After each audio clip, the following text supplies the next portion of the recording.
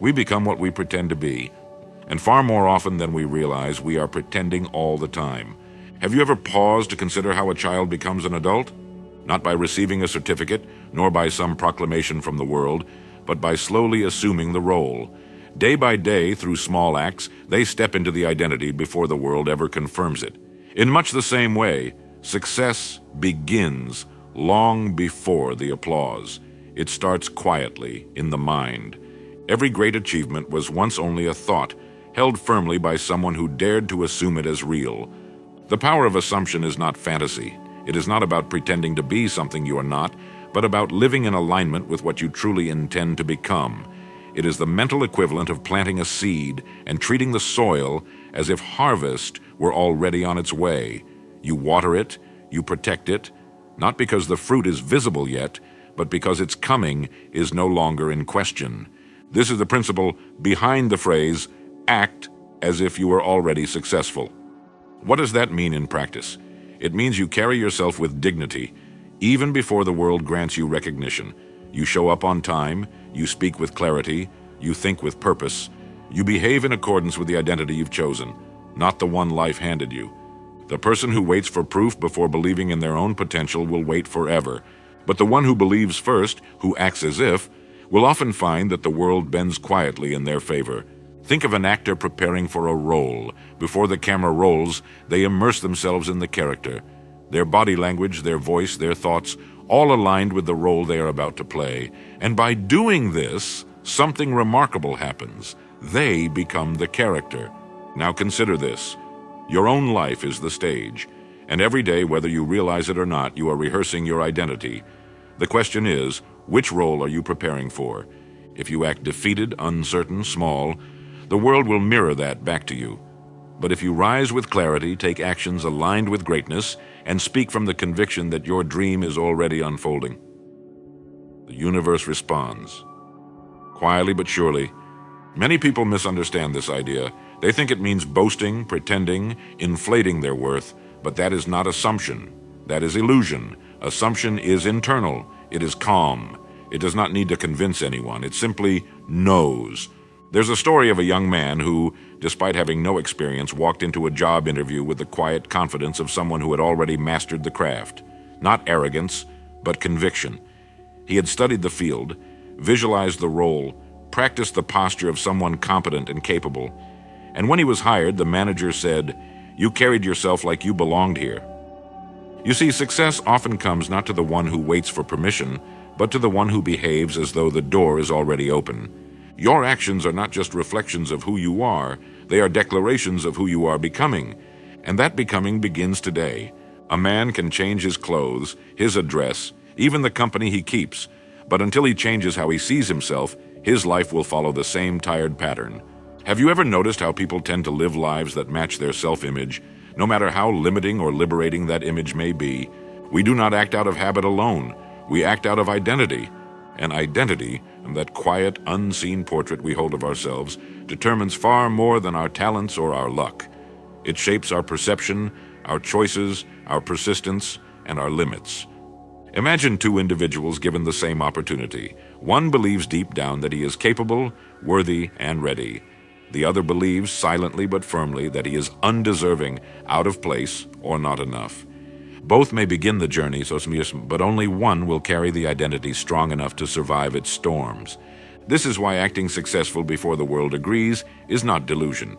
It is the beginning of a new identity. You are always becoming something. Every day, with every choice, you reinforce an image of yourself. So the question is not if you're creating your identity, but what kind of identity you're feeding. There's an old truth in psychology. People cannot act against their self-image for very long.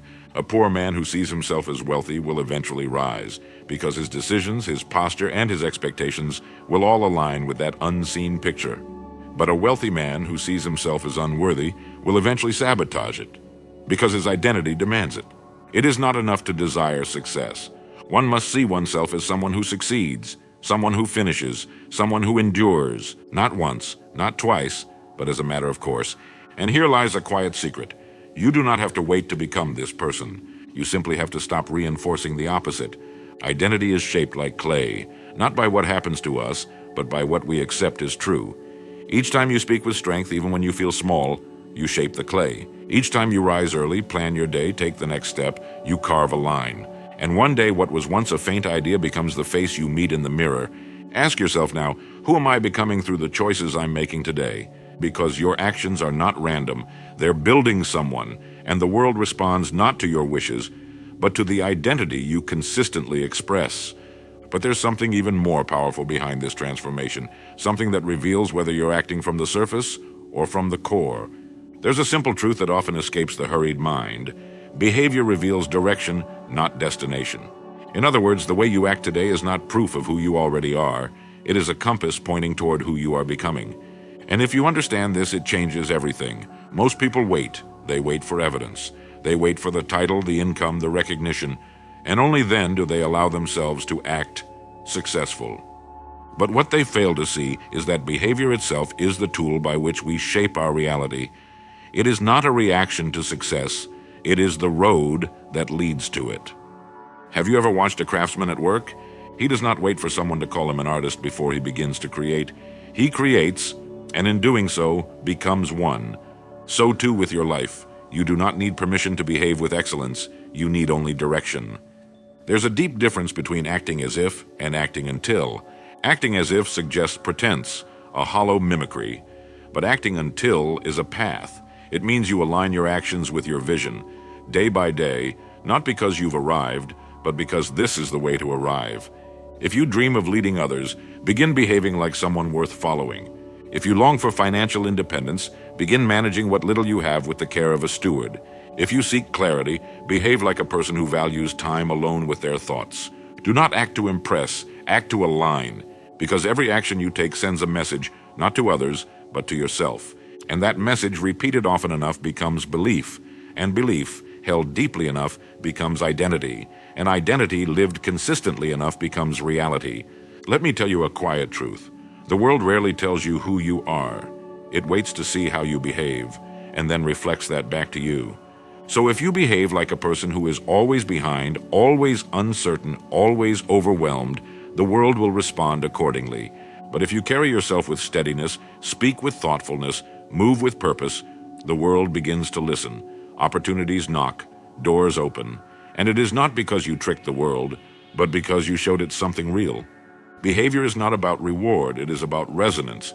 You act not because you've won, but because you are becoming someone who wins. And in that quiet space between who you are and who you are becoming, something extraordinary takes shape. But there's still a deeper force at work, one that explains why this way of living draws others in, often without a word. The world, though vast and complex, is more human than we often realize, and people, in every corner of it, are not drawn first to titles, degrees, or polished resumes. They are drawn to certainty. Have you ever entered a room and felt the presence of someone before they even spoke? What you sensed was not arrogance, nor noise, but quiet confidence. A person who, without needing to convince you, carried the calm authority of someone who knows who they are. You see, credentials can open doors, but it is confidence that lets you walk through them. Not the loud, boastful kind, but the steady, unshakable kind, the kind that says, I belong here, even if no one else has said it yet. Most people believe they need external proof in order to feel certain, but that's like waiting for a mirror to smile before you do. Confidence does not come after success. It often precedes it. Think of the great explorers of history. They did not wait for guarantees before setting sail. They studied, prepared, and then moved forward with belief. And the world responded, not because the path was clear, but because their conviction made the path visible. When you act with confidence, others take notice, not because of what you say, but because of what you radiate. An employer, a client, a stranger, they may not know your background, but they will feel your certainty. And that feeling, though invisible, often outweighs anything printed on a document. Confidence is contagious. It makes others feel safe, inspired, and curious. It whispers, trust me, without a word. Now here's where many go wrong. They confuse confidence with perfection, but confidence does not mean you have all the answers. It means you trust yourself to face the questions. It means you've decided to believe in your own becoming, to carry yourself not with fear, but with quiet courage. You may ask, but what if I fail? Then fail with confidence, because the world respects those who move boldly, even when the ground is uncertain. People will often treat you according to the way you present yourself. If you present doubt, they will doubt you. If you carry yourself as small, they will step around you. But if you rise, even in the beginning stages, and speak as though your work matters, your time matters, your dream matters, something shifts. You are not waiting to be discovered. You are declaring your presence. The world does not hand over its treasures to those who whisper. It responds to those who walk forward with the light of self-trust, even when that trust has yet to be proven. But there is still one place deeper than all others where this transformation must begin, and it has nothing to do with how the world sees you. Stand in front of a mirror and smile. The image smiles back. Frown, and it frowns. The reflection changes, but only in response to you. Now ask yourself, what kind of mirror is your life holding up to you right now? You see, long before the world believes in you, you must believe in yourself. Long before others treat you with respect, you must carry yourself with dignity. And long before opportunity knocks, you must walk with the posture of someone who hears it coming. The mirror of life is not external, it is internal. It reflects back not what you wish, but what you are. This is why so many people, though intelligent and hardworking, feel invisible. They are waiting for the world to reflect something back that they haven't yet sent out. But the truth is, life echoes you. You attract not what you want, but what you embody. If you carry shame, you invite judgment. If you carry resentment, you invite conflict. But if you carry calm, clarity, conviction, the world adjusts its reflection. It begins with what you see when no one else is watching. When you close your eyes at night and ask silently, "Who am I becoming?" that answer will shape more of your future than any to-do list ever could. There's a story told about a man who walked through life slouched, speaking softly, avoiding the eyes of others. He wasn't weak, he was simply unsure. And because he was unsure, the world treated him as such, overlooked him, spoke over him, doubted him, until one day he decided to change not his circumstances, but his stance. He stood taller, looked people in the eye, and spoke with intention. Nothing grand, just honest presence. And slowly, the world changed around him. Not because the world had changed, but because he had. This is not magic, it is alignment. When your inner world aligns with the person you intend to be, your outer world begins to reflect it, sometimes subtly, sometimes dramatically. So take a moment.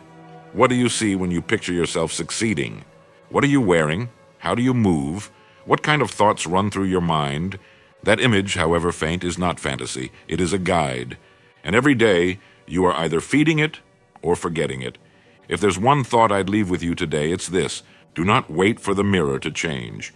Be the change. Walk as if the future you dream of is already listening. Because in truth, it is already listening. Because in truth, it is.